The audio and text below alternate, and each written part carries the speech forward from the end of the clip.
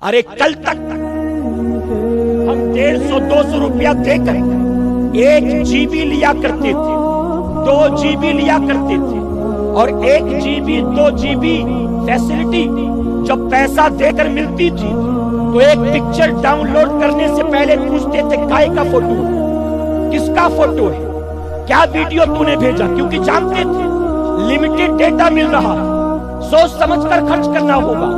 لیکن جب سے ایک کمپنی آئی ہے اس نے مفت ڈیٹا دینا شروع کر دیا۔ پہلے کہا 31 تک مفت ہے، جتنا چاہو یوز کرو، کوئی لیمٹ نہیں، نہ انکمنگ کا چارج، نہ آؤٹ گوئنگ کا چارج، نہ ڈاؤن لوڈنگ کا چارج، نہ سرفنگ کا چارج، انلمیٹڈ۔ اور 31 آنے سے پہلے کہہ دیا کہ 31 مارچ تک انلمیٹڈ۔ میں کہتا ہوں مسلمان، تو نے کبھی سوچا مہنگائی کے اس دور میں جب کوئی مفت میں پاؤ کلو آٹا نہیں دیتا، یہ انلمیٹڈ ڈاٹا کیوں دے رہا ہے؟ سوچا تو نے، غور کیا کیا وجہ ہے؟ تیرا ہمدرد ہے، تیرا دوست ہے، تیرا رشتہ دار ہے۔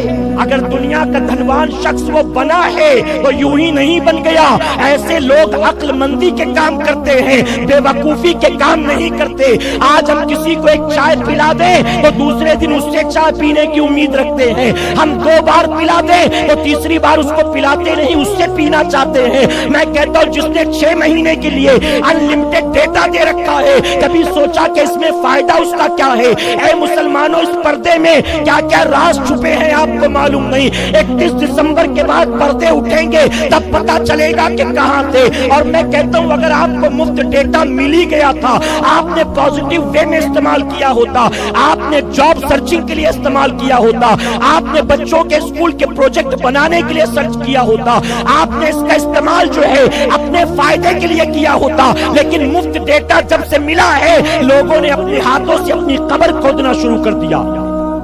گندی فلمیں، ننگے پکچرز، ننگے ویڈیوز، کسی ایک کے ہاتھ لگ جائے کہتا ہے تیرا بلوٹوتھ آن کر میں تجھے دیتا ہوں، تو پتہ نہیں کہاں ڈھونڈتا ہے، تجھے کبھی کچھ ملتا ہی نہیں۔ ساری فلمیں مجھے دینا پڑتا ہے، سارے گانے مجھے دینا پڑتا ہے، احسان کر رہا ہے۔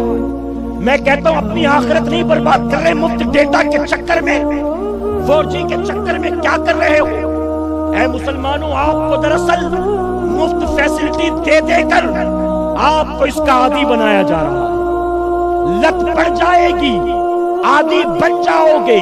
جب اس کا نشہ سر پر سوار ہو جائے گا تو باپ کی جیب کاٹنا پڑے تو تم ریچارج کرانے کے لیے باپ کی جیب بھی کاٹو گے، اپنی ماں کے بٹوے سے پیسے بھی نکالو گے، بیوی بچوں کا واسطہ دے دے کر لوگوں سے قرضے بھی لو گے۔ اے مسلمانوں، ایک مسلمان جو ڈرگز کا عادی ہوتا ہے، شراب کا عادی ہوتا ہے، اگر وہ رکشہ ڈرائیور ہوتا ہے، اگر وہ 8 گھنٹہ رکشہ چلا کر 300 روپے کما لیتا ہے تو 300 روپے میں پہلے گھر کا راشن نہیں بناتا ہے، ماں کی دوائیں نہیں لاتا ہے، بچوں کی فیس کی فکر نہیں کرتا ہے، بلکہ اگر نشہ ور چیزوں کا عادی ہے تو سب سے پہلے نشے کو اہمیت دیتا ہے۔ 300 روپے اپنے شوق کو پورا کرنے میں، اپنے نفس کی خواہشات کو پورا کرنے میں، اسی طرح سے 6 مہینے مفت ڈیٹا دے دے کر آپ کو جب لت پڑ جائے گی اور جب اس پر کنٹرول کیا جائے گا، آپ کو نہیں دیا جائے گا، اس وقت پاگلوں کی طرح گھومو گے، اس وقت چوریاں بھی کرنی پڑے تو کرو گے، ڈاکے بھی ڈالنے پڑے تو ڈالو گے، لیکن اپنے شوق کو، اپنے نشے کو پورا کرو گے۔ اسی لیے میں کہتا ہوں یہ بھی آج کے ترقی یافتہ دور کا ایک نشہ ہے۔ اللہ اس نشے سے اور اس بری لت سے ہماری قوم کو بچنے کی توفیق عطا فرمائے۔